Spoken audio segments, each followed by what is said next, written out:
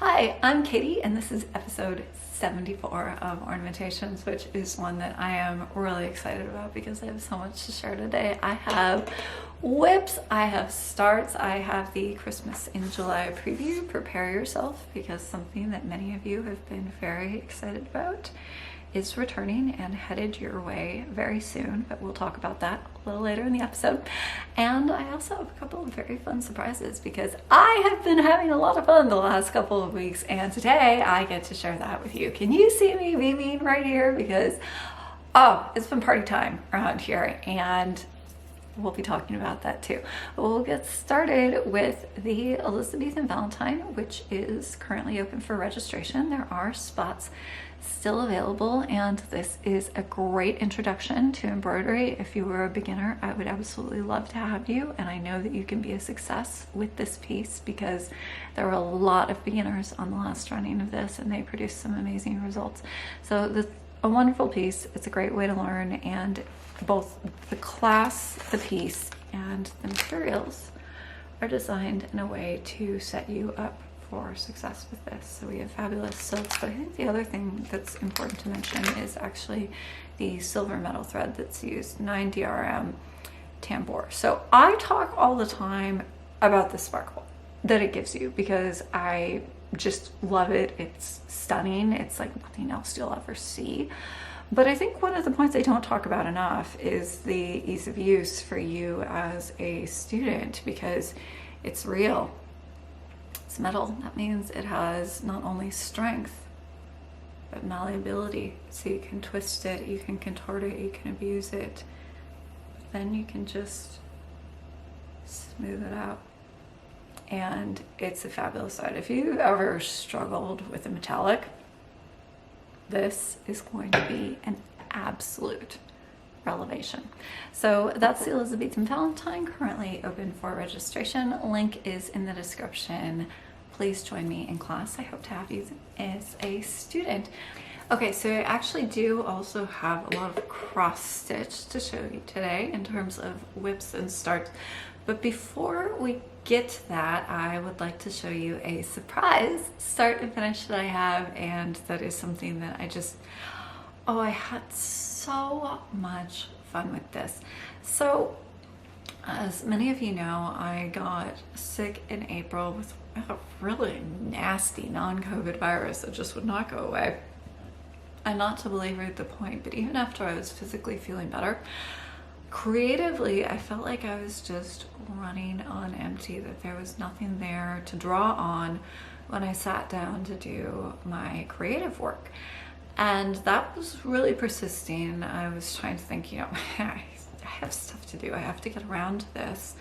And the solution I came up with was to try and jumpstart my creative engines by doing something that was purely for fun and enjoyment, that was quick, easy, something I have wanted to do, and in which I put no pressure on myself, which is something that I do a lot with my classes because I want, the best, most fully realized design, and for it to be structured in a way that brings you success as a student. So I put a lot of pressure on myself with those things. So just throwing all of that out the window, doing whatever just because it's fun, struck me as kind of just the way to get my creative mojo back. So I started a project that I have been thinking about and wishing I had time for since the Elizabeth Hall book from Whitney Antiques came out, Choice and Precious Work. This is still available. I mention it all the time. If you don't have it, you really should. There are a whole host of things, as evidenced by Post-its, in here that inspire me and make me want to stitch versions of them. But for something quick, fun, and easy, I knew exactly what my inspiration piece was. It's on the back. There are actually 2 stitched Valentines in the Elizabeth Hall book, and we'll get to that in a minute. But this is what I did. And it's found a home in the yellow casket because how perfectly is that set off by that fabulous velvet interior. I mean, does that just stun or what? I love it. I love it. I love it. I love it. I love it. So this is my interpretation of the two Valentines from this book. So the bird amongst flowers was definitely inspired by, this was a Valentine that was worked by one of Elizabeth Hall's descendants. It's not officially part of the Elizabeth Hall suite. So I wanted to do something a little pinker. I did really like how they used hearts as like little flowers, so I did incorporate that. I used a very pinky red, a lot of pink, a lot of green, a lot of yellow, one of my favorite color trinities, and accented by lots and lots of gold because I love sparkle. Anyone seeing a theme here? Colors, sparkle, flowers, hearts? Unpredictable. But the second Valentine, and this one was found inside the Elizabeth Hall casket. It's considered part of the Elizabeth Hall suite. Had a similar shape but a different structure. There was a central rod which spins to reveal a hidden Valentine. I just thought that was so cool. I knew I wanted to do that. I actually spent more time on the construction and the finishing of this piece than the stitching. The stitching was super quick. I knocked that out, I think, in like, I don't know, 4 days or something. But the finishing took me a minute. So to do this, you spin central rod, and in my case, that's actually a kitchen skewer that I have shaped a little bit. I've rounded out the point so I wouldn't, stab anyone. And then I gilded and varnished it so it can take some handling. And then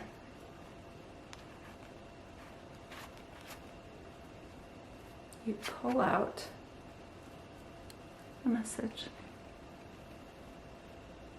which is from the Fairy Queen, because I was originally envisioning this as being tied to the Britomart casket, although it has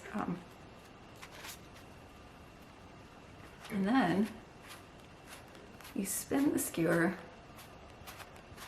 the other way to hide it again, and then you have just the tassel protruding at the edge to tell you there's something there and to help you pull it out.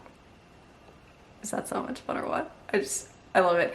And then I do also want to tell you about the edging in just a second, but before we get there, the back. So this is my cipher. It's my first and second initials ciphered together, and I use that to sign my original pieces. So if you watch The Creative Crafters, and if you don't, you really should, they talked in their most recent episode, which I will link in the description, about maker's marks and developing their own to sign their stitching with. And they were thinking about the different forms it could take, and it made me smile watching it because yes, I have one. I've used it for several years.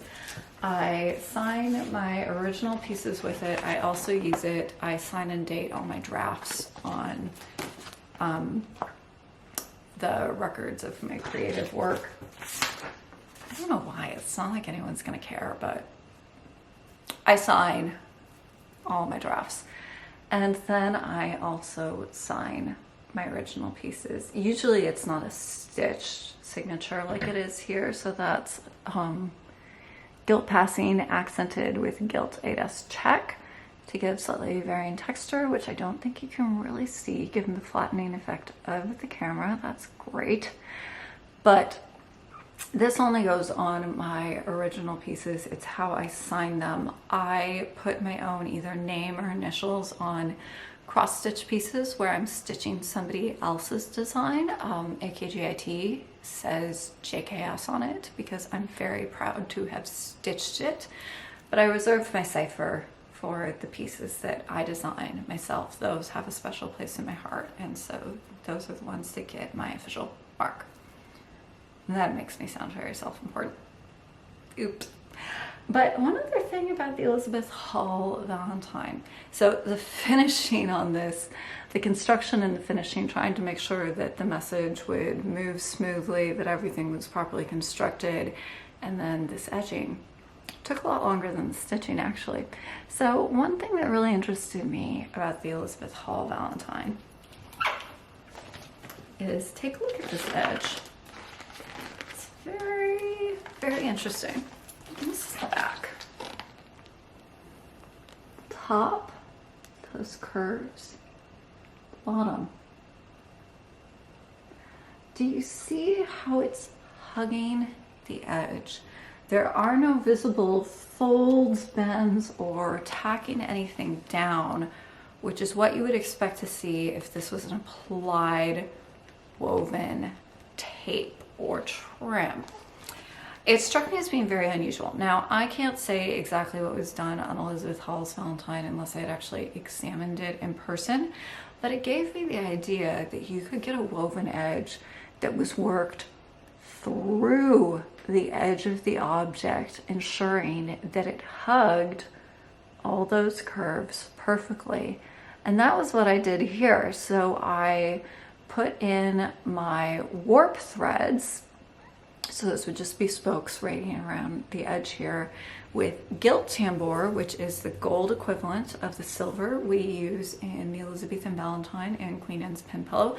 It's thinner, so I felt like it would go more easily through the multiple layers here of my finish.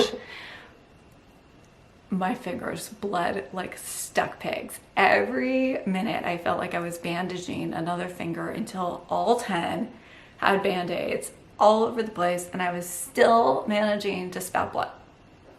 This finish was crazy. Don't try this at home, guys.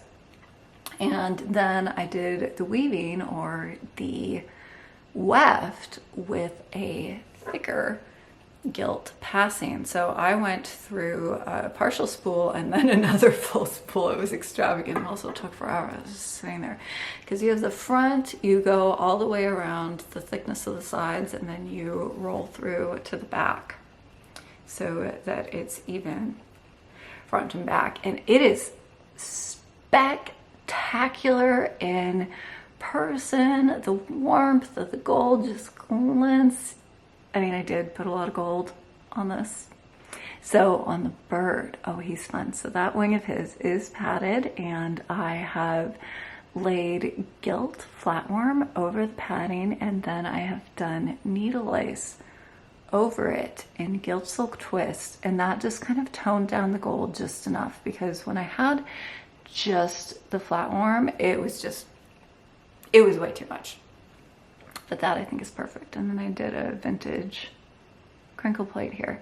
You know, what was so fun about this is that it's not perfect. You know, if I had spent longer on the composition, it would be a little more balanced. The bird should be a little further down. I've got too much negative space here. Like, some of these things should have been reoriented, but I didn't stress. The idea was just to make something fun and to enjoy doing it. So I tried out a new technique to try and see if that could work. Answer, yes, but it's totally crazy, so I will never be doing it again. And just to enjoy working with beautiful materials and beautiful colors and making something fabulous. And as I mentioned, it is going in, this is my in progress casket. Not that I have touched the embroidery for this for ages. This is the short flat casket. These are actually still available from Thistle Threads, and I will link them in the description. If you want to get into the world of caskets, this is a really good place to start because the sides are much shorter than they are on a full-size casket like the Britomart casket. That means that they are easier and faster to work up. You can get a really good result, and it's less of a commitment both in money and time. So these are great. Trisha does sell them currently fully kitted, but you can do your own design. And if you would like to do your own design but you can't draw, Trisha does have an artist that she recommends who does do designs for casket stitchers who have an idea but, you know, just don't have or aren't confident in their drawing and design and composition skills to realize that. So talk to Trisha if this is something of interest. I do also, oh, before I put this away, I want to do some extra small toys for this and the Bryn Mawr casket. Not exactly sure when. I had my little holiday here right now, so no time for another one anytime soon. But in particular, I would like to do a really small and blingy needle case. So a lot of you very thoughtfully pointed out that the AKGIT needle, which I actually have in here, it is presently living in the small compartment here. It's normally hidden by a little lid. I did more of the silk damask and just over embellished it just a touch. So it's in here. And a lot of you said that this should have something with it to identify it. And there were a lot of really great and thoughtful ideas. A note, stitch a single motif from AKGIT with it, to mount this on the back of the frame with something about its story. I mean, I did actually really, I enjoyed all of your creativity and the ideas of ways to honor the AKGIT needle. However, what I said to all of you was that I actually didn't want to do that because I wanted my box to have some secrets. I want there to be some things left unexplained, because the idea of the casket as a puzzle box, a piece of mystery and wonder that you open it up and it has all of these secrets inside, toys with hidden messages, hidden compartments with hidden treasures inside. That has always been one of the primary things that has appealed to me about making caskets. It's why all of mine have really elaborate interiors, because the interiority of the casket is just as important to me as the exterior stitching. But I want there to be something left unsaid, a secret that's not fully explained for people to wonder about in the future. What is that needle? Why is it there? Why doesn't the thread match anything on or in this casket? What's the story? You know, there are some things that I don't want to be secrets, like Katie Strachan made this. That's gonna go on the piece. But the needle is a unexplained little puzzle left behind. That's an idea that really appeals to my twisty little brain. But your comments did really make me think. I always enjoy reading your comments, by the way. You know, whatever it is that you say, it means a lot that you spend your time watching me ramble incoherently about my stitching and take the time to respond, think, encourage, whatever. So thank you for your comments. I don't say that often enough.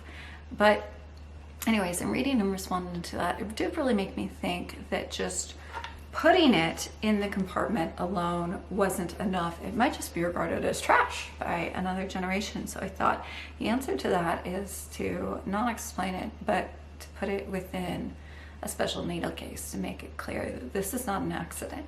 And then they can wonder about why it's there and what its purpose was. So I would like to make a needle case to hold my special needles that get retired in honor, to show that they were intentionally retained, even if their individual stories remains a mystery.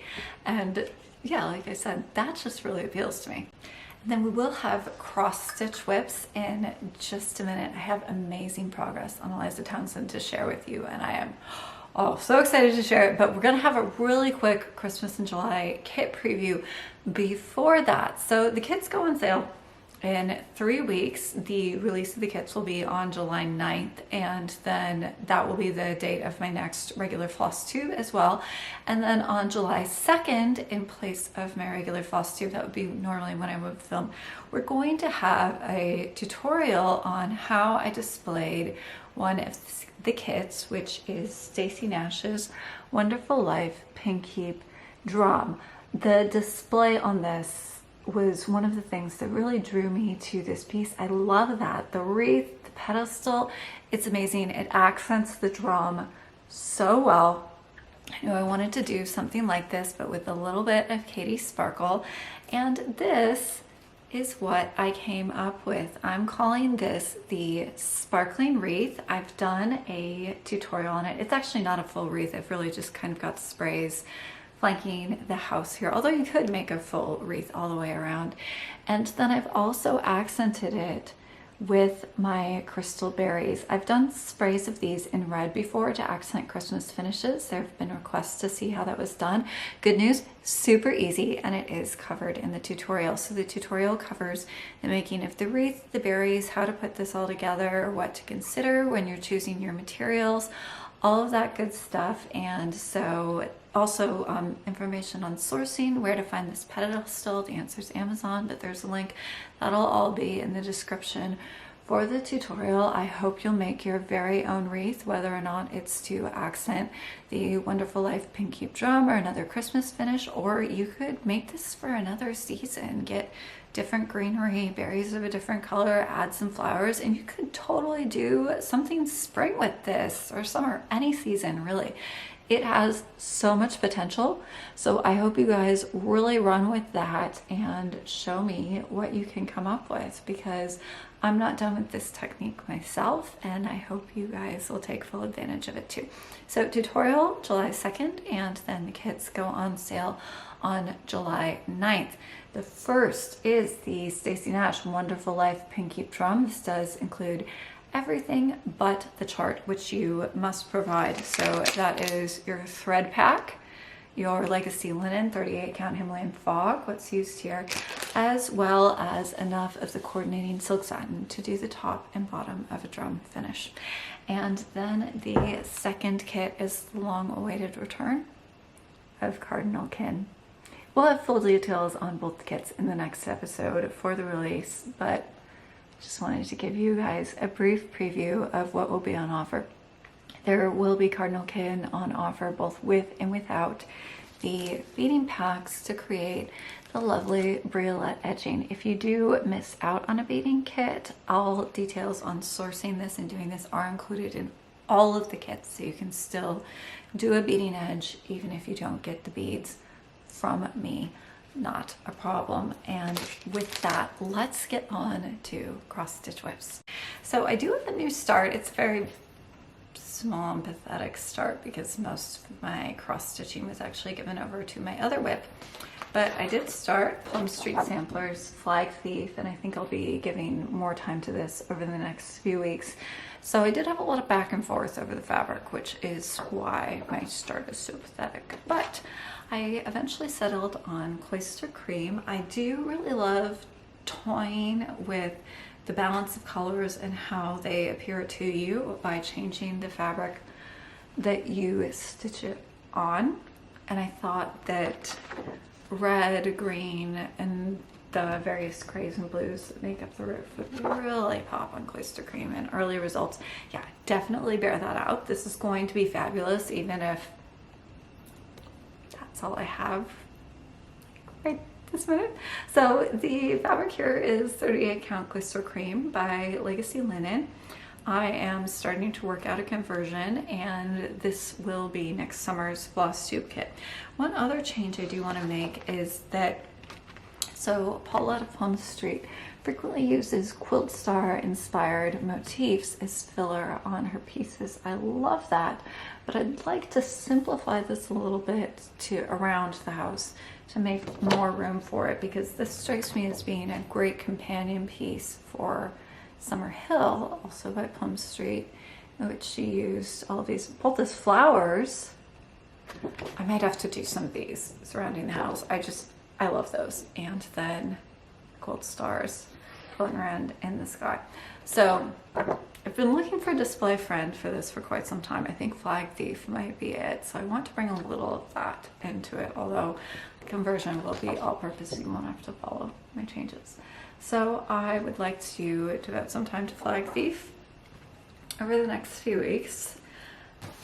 The weather here has been really nice. It's starting to warm up a little bit. It feels like summer is really here, and I'm starting to feel summer stitching. So I hope to have some more time for Flag Thief over the next couple of weeks. And then what I have been spending most of my cross stitching time on is Oh Sweet Humility, Eliza Townsend's work by Cross Stitch Antiques, which we looked at in the last episode. And okay, drum roll, guys, because check this out.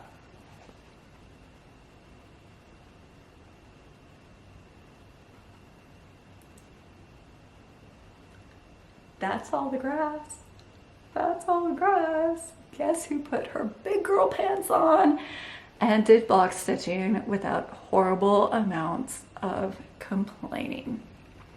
So I did have to make some adjustments here. I wanted the peacock to be inside the border. That seems to be what's happening on the picture of the antique, but it is charted. It has the peacock feathers extending past this border here. So I had to kind of really squish this sheep. There are a few rows too short, a little short squatty sheep to make room for the peacock. But I did want him in that position. So I did have to do a fair amount of just like squishing and rearranging of the animals, but I think it worked. Also, the other thing is you don't notice those individual tiny little changes when you hold it back and you're just seeing a big mound of green with a riotous mass of very silly animals. I got my funky cows, so I mean, really, who's gonna notice my slightly funky squatty sheep? So and then the other thing I want to mention was I did get in the first of the small stone houses. There's one flanking on this side too. On the model, they're one of the fugitive colors. This is a really faded light gray. The equivalent color I have here is the one that I have used for the windows on the houses, and where else is it?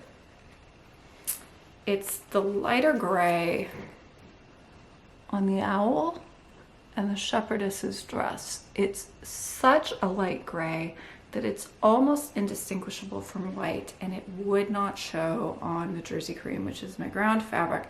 So I did have to go to my medium gray here, and then that left me without a darker shade for the roof. I'm using Swassofine here, and it is an amazing color range that is much bigger than it used to be thanks to the tireless work of Jean Lee of the Attic.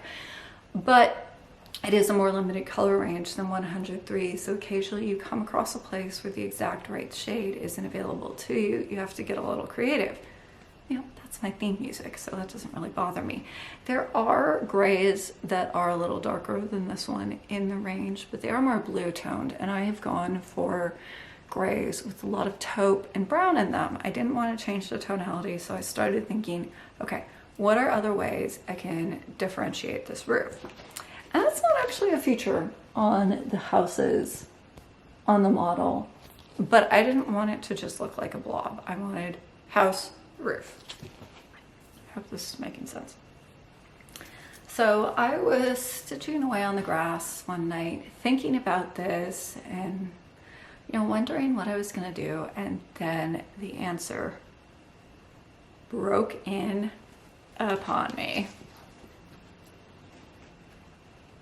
because those are actually the same thread. That's Surfing 2561, but do you know how the roof looks darker and the house looks lighter? That's because I changed the stitch. I took a page out of the incomparable Jean Lee's book, and the house is worked in plain crosses over 2, whereas the roof is worked in rice stitch, again with the cross over 2. And this is so fine that I think it's going to be very hard to show, but if you're not familiar with rice stitch, it's very easy. It does take longer than a plain cross, but the great thing about it is that it's a one-to-one substitution. You don't have to make any adjustments to the chart whatsoever to work a rice stitch if you're going with the cross over 2. Of course, you can also change the dimensions of the cross. I think the texture up here on the mound below the central basket would be a rice stitch with the cross over 4. Jean, if you're watching and you want to weigh in on this, take a look at the photo and then shoot me a text. Let me know what you think. because you really are the expert on rice stitch. She does a lot more of it than I do, but it's a great stitch. And as I was working here, I was like, gosh, I should do this more. It's great. So rice stitch, you work your cross. No, that's not balanced. This is not an official diagram. This is like some drawing on my floss tube. And then you work a single diagonal over each corner. So if your cross is over 2, then you've just got an over 1, what's basically a 10th stitch in every corner, crossing each leg of your cross, basically. It's very simple. It's 6 passes of the needle as opposed to 2 per stitch, rice stitch versus plain cross. But it gives you texture, and then the added passes per stitch also meant that it darkened and deepened the color. So that was absolutely perfect. And I don't really think you can see the texture very well. Honestly, on 45 count, it's so fine that it's a little hard to see even as you're working it. Jean, do you do rice stitch on 56 count? Like, she doesn't have enough magic powers already. That's kind of terrifying. But, oh, it was perfect here. I love it. And it's a trick I'm going to have to use in future because I think it was very successful. Speaking of Jean Lee, have you seen the latest attic newsletter? If you have not, pause this video, hop on over to the link in the description, or if you don't know where to find the attic newsletter, I'm sure you do. Are you excited for From Sea to Shining Sea, the very special Star Spangled Summer School in 2025? I've got my pouty hat on. It's stapled to my head. It's gonna be fabulous. I am so excited, and Jean's gonna put on an amazing and fabulous event, and it's gonna be great. It's gonna be absolutely fabulous. I've got summer school on the brain a little bit because I am finishing my model for this year's summer school this week, and then we're gonna get on the kitting in earnest once all the kitting for Christmas in July is finished, and that's a fair amount of kitting. So yeah, it's gonna be great. I'm really excited about summer school 2024 and 2025. I can't wait to see those of you who will be coming to this year's summer school. My mom has already set out some of the stuff she's taking, so we're really excited. I've got last year's summer school display sitting right here behind me because, like I said, I've got summer school on the brain. I was just so excited to see Jean's announcement last week. It's gonna be fabulous. But anyways, sorry, rice stitch always brings Jean to mind because she'll tell you herself it's one of her favorite stitches. She loves it. And seriously, Jean, do you do it on 56 count with an over 2 cross? Because that's crazy pants. Wow. I can do it on 45 count. I wouldn't want to do it with 103. Sophine, definitely. It's kind of like over 1, you're adding enough extra detail at a small enough scale that you would want the finer threaded needle. So yeah, Sophine. But it looks great. It looks so good. I love it. So Eliza Townsend, I do have to really get to work on the border, which means making some decisions about the color and shape of the carnations, which honestly is feeling like kind of a daunting task at the moment. I'm going to have to choose some new colors, make some decisions. I've got a little decision fatigue from Eliza Townsend, so I think there's gonna be a little more flag thief in my life over the next couple of weeks, but it's gonna be fun. So we'll see if there's progress for Eliza Townsend on the next episode. I think probably yes, but flag thief will be more of a focus piece. And then before we get to the giveaway winner, I wanted to have just a really quick chart parade of my choices for Christmas in July. So I am doing my 12 by 12, one ornament for every month. I finished June in the last episode. That was the little wool felt applique ornament that I showed you. And now I've got to pick a July ornament. So these are the ones I'm thinking about. Please weigh in on the comments. So to start with, we've got 3 Prairie Schooler Santas. 2024, 2018. See, on this one, I'm so torn because I love the little rabbit, but if you had that big unbroken block of snowman, that would be a perfect place to put sequins. I might have to put this away until I can resolve that very problematic internal struggle I'm having. Damn. And then the 2016 Prairie Schooler Santa. So, first choices. And then we've got a lot of Not Forgotten Farm. Jingle All the Way. I would like to stitch this really small on 5363, change up the colors a little bit, but that's really cute. You know, Santa, reindeer, sleigh, gets me every time. And then, oh, this guy is tiny. She's just small, yeah, big. The Chimney Suit Santa. He's fun. And White Christmas. Again, would like to stitch tiny. I did Not Forgotten Farm Holly Jolly on 5363, and the just like tiny results it produced just made my heart happy. So that's a lot of what I'm thinking. And then I have a Plum Street Flirting. Love the trees, reindeer, adorable. It's a great one. I mean, I'm gonna stitch all of these eventually. It's just which one do I pick for my July finish? And then Prairie Schooler Happy Christmas. So what I would like to do from this is not actually either of the dedicated ornaments, although I may stitch them at some point, but to do this top section, sorry about the glare, and then do that on a high count linen so that you could actually hang that on a tree. So choices: Prairie Schooler Happy Christmas, Plum Street Flirting, White Christmas, Chimney Suit Santa, Jingle All the Way, and then our 3 Prairie Schooler Santas. I've got a few that I think are kind of ahead of the others, but I really haven't made a decision yet. So please weigh in on the comments. What will I stitch for Christmas in July? I hope you guys are getting very excited to stitch some cardinals and a Wonderful Life drum.